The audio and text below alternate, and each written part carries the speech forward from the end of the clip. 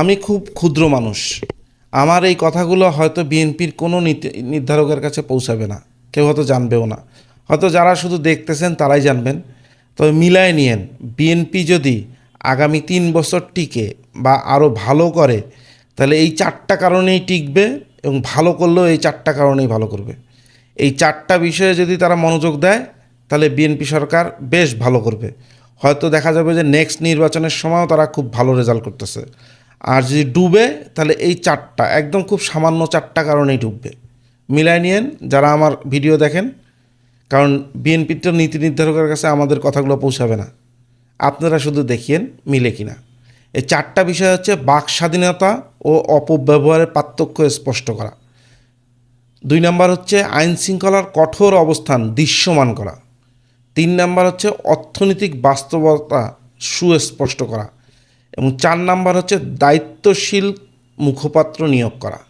এই 4টা যদি বিএনপি মেনে চলে, তাহলে বিএনপি খুব ভালোভাবে তাদের এই টার্মটা পার করতে পারবে এবং নেক্সট টার্মের জন্য ওরা বিপুল ভোটে জয়লাভ করবে। আদারওয়াইজ 2 থেকে 3 বছর পরে না বিশ্বাস উঠে যাবে বিএনপির এই ক্ষমতা আসায়। কারণ আমি বলি, বাংলাদেশের মানুষ এই বিএনপি এতদিন পরে ক্ষমতায় আসছে, এক্সপেকটেশন লেভেল অনেক হাই। যতটা এক্সপেকটেশন লেভেল হাই, তার থেকেও বড় বড় ঝামেলা নিয়ে বিএনপি কিন্তু কাঁধে ঝামেলা নিয়ে ক্ষমতায় বসছে। বিএনপিকে অনেকগুলো ঝামেলা দূর করতে হবে, তাদের কাঁধে বিশাল বোঝা। এবং বিএনপির বর্তমানে প্রধানমন্ত্রী শুরু করে মন্ত্রিপরিষদ, তারা কিন্তু ম্যাক্সিমাম এক্সপিরিয়েন্স না, তারা নতুন মুখ। একদম প্রধানমন্ত্রী তারেক রহমান থেকে শুরু করে মন্ত্রিপরিষদের অধিকাংশ মন্ত্রী কিন্তু নতুন, তারা রাষ্ট্র পরিচালনায় এক্সপিরিয়েন্স না। আর আমাদের দেশের সচিবালয়ের যে ফাইলের দৌরত্ব এবং সচিবদের যে দৌরত্ব, এগুলোকে তাদেরকে চ্যালেঞ্জ নিতে হবে। সেই ক্ষেত্রে এই 4টা পয়েন্ট খুব দ্রুত শেষ করি।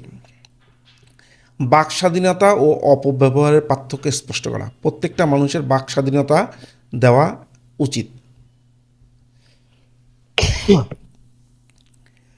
মানুষকে যখন আপনি কথা বন্ধ করে দিবেন, মুখ চেপে ধরে রাখবেন, তখন তার মধ্যে একটা ক্রোধ তৈরি হয়। সে আপনার ভালো কাজকেও তখনকার পছন্দ করতে পারে না। মানুষের বাক স্বাধীনতা অনেক গুরুত্বপূর্ণ। আপনাকে কথা বলতে দিতে হবে, আপনার সমালোচনা করার সুযোগ দিতে হবে, এটার কোনো বিকল্প নাই।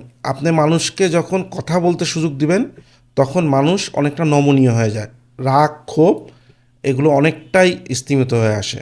কিন্তু মুখ চিপে ধরলে তাহলে সেটা আর সম্ভব হয় না, তখন আগ্নেয়গিরির মতন ফুঁসতে থাকে।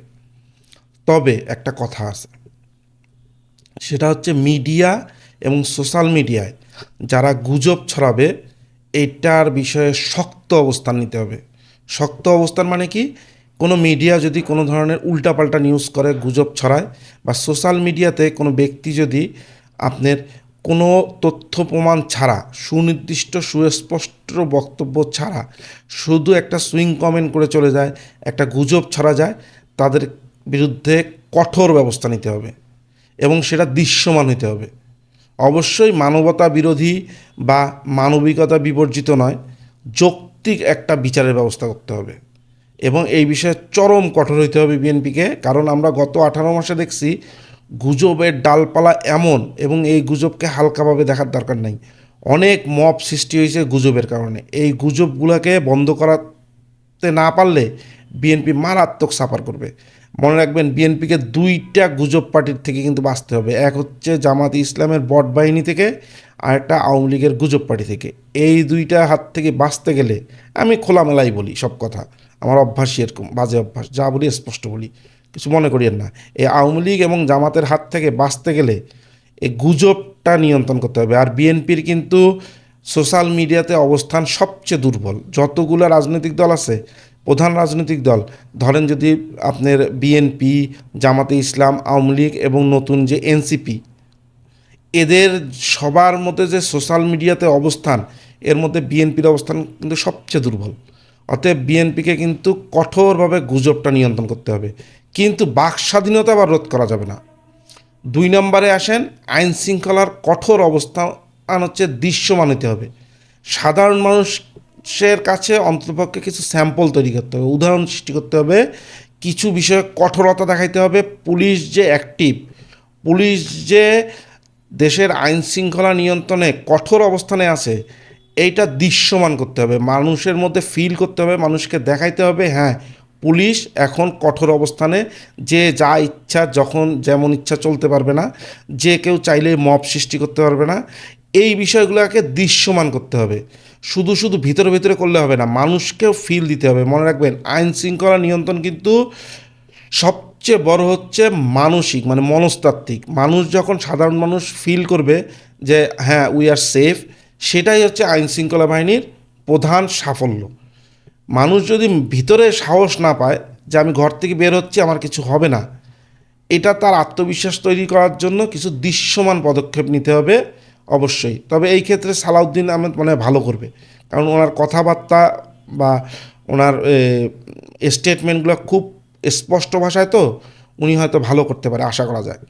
আর 3 নম্বর হচ্ছে অর্থনৈতিক বাস্তবতা সুস্পষ্ট করা।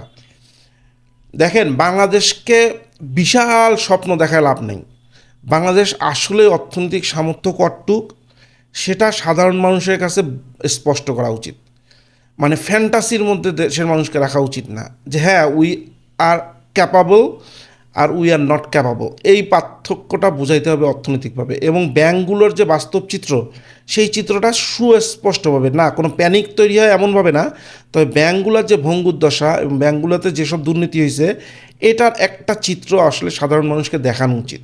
নাহলে বিএনপির কাঁধে কিন্তু এই বোঝা উঠবে, এবং গুজব বাহিনী এই কাঁধে কিন্তু বিএনপির কাঁধে তুলে দিবে সব দুর্নীতির সব কিছু।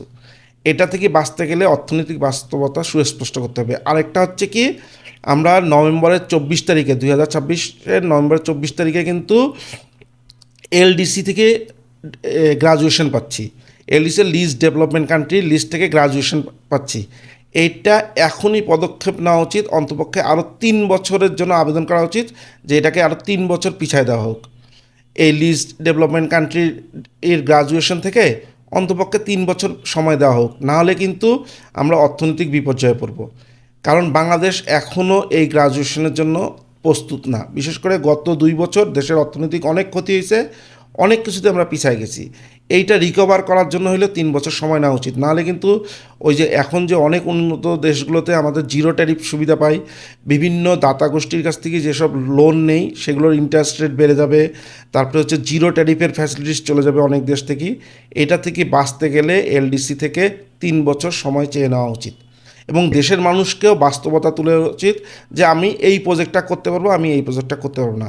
আর যেসব ঋণ এখন ম্যাচিউর্ড হয়ে গেছে, যেগুলোর এখন ইনস্টলমেন্ট দিতে হবে, বিভিন্ন বৈদেশিক ঋণগুলোর যে এখন ম্যাচিউর হয়ে গেছে, তাদের ঋণ পরিশোধের সময় চলে আসছে, এটাও স্পষ্ট করা উচিত সাধারণ মানুষের কাছে যে দেখেন আমাদেরকে এগুলো দিতে হচ্ছে। এবং যেসব চুক্তির ক্ষেত্রে বৈষম্যতা হয়েছে এবং যেসব চুক্তি আসলে অর্থনৈতিক কারণে বাতিল করা যাচ্ছে না, যেগুলো বাতিল করতে গেলে অনেক বড় জরিমানার মুখে পড়তে হবে, এই জিনিসগুলো স্পষ্ট করা উচিত। আর সর্বশেষ 4 নম্বর হচ্ছে মুখপাত্র। এই ডক্টর ইউনূসের ইন্টারিম গভর্নমেন্টের সবচেয়ে বড় ব্যর্থতার কারণ হচ্ছে তাদের যে মুখপাত্র শফিক সাহেব, একে স্যাম্পল দেখলেই বুঝবেন যে পুরা সরকারকে ব্যর্থের জায়গায় নিয়ে যাওয়ার জন্য এই শফিক সাহেব বিশাল অংশধারী। তার কথাবার্তা শুনলে মনে হতো তার একটাই দায়িত্ব, সেটা হচ্ছে আওয়ামী লীগের নিন্দা করা।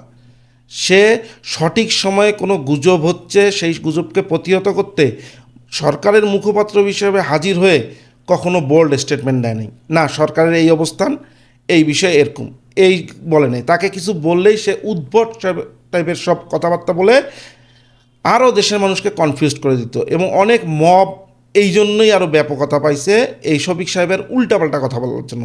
বিএনপির উচিত একজন দায়িত্বশীল মুখপাত্র নিয়োগ করা, এবং দেশের কোনো একটা সংকট বিষয়ে, দেশের কোনো বিষয়ে যদি গুজব ছড়ানো হয়, দেশের কোনো ধরনের যদি সাধারণ মানুষের মধ্যে প্রশ্ন তৈরি হয়, এই মুখপাত্র তিনি দায়িত্ব নিয়ে এসে একদম স্টেট কাট সহজ ভাষায় সুস্পষ্ট অবস্থান জানাবে বিএনপির। তাহলে মানুষের মধ্যে কনফিউশন দূর হবে এবং কেউ গুজব ছড়াইলে সেই গুজব থেকে সাধারণ মানুষ কান দিবে না। এই 4টা পদক্ষেপ আমি আরেকবার বলি, বাক স্বাধীনতা এবং বাক স্বাধীনতার অপব্যবহার রোধ করতে হবে। মানে দায়িত্বশীল হইতে হবে, সবাইকে দায়িত্ব, আমি কিছু বলতেছি আমার দায়িত্ব যাতে আমাকে নিতে হয়, এটা ক্লিয়ার করতে হবে। আইন শৃঙ্খলা যে কঠোর অবস্থান সরকারের সেটা দৃশ্যমান করতে হবে এবং অর্থনৈতিক বাস্তবতা সুস্পষ্ট করতে হবে এবং দায়িত্বশীল মুখপাত্র নিয়োগ করতে হবে। শফিক সাহেবের মতন উল্টাপাল্টা না, একটা ভালো দায়িত্বশীল মুখপাত্র যে প্রতিদিন দরকার হলে প্রেস কনফারেন্স করবে সকালবেলা এবং প্রতিদিন সরকারের কোনো একটা বিষয় নিয়ে সুস্পষ্ট অবস্থান বর্ণনা করবে। এই 4টা পদক্ষেপ নিতে না পারলে মার্ক মাই ওয়ার্ড, বিএনপি 3 বছর পরেও শান্তিতে টিকতে পারবে না। আজ এই 4টা পদক্ষেপ ঠিক মতন নেয় তাহলে বিএনপি হয়তো এই 4টা বছর বা 5টা বছর খুব ভালোভাবে কাটাবে এবং ইতিবাচকভাবে কাটাবে এবং ভবিষ্যতেও ভোটে বিএনপি ভালো ফলাফল করবে। দেখে নিয়েন, আমার কথা তো আর বিএনপির কাছে পৌঁছাবে না, কিন্তু যারা আমার কথা শুনতেছেন, বিএনপি বিপদে পড়লেও এই 4টা কারণে বিপদে পড়বে, আর বিপদে না পড়লেও এই 4টা কারণেই বাঁচি যাবে।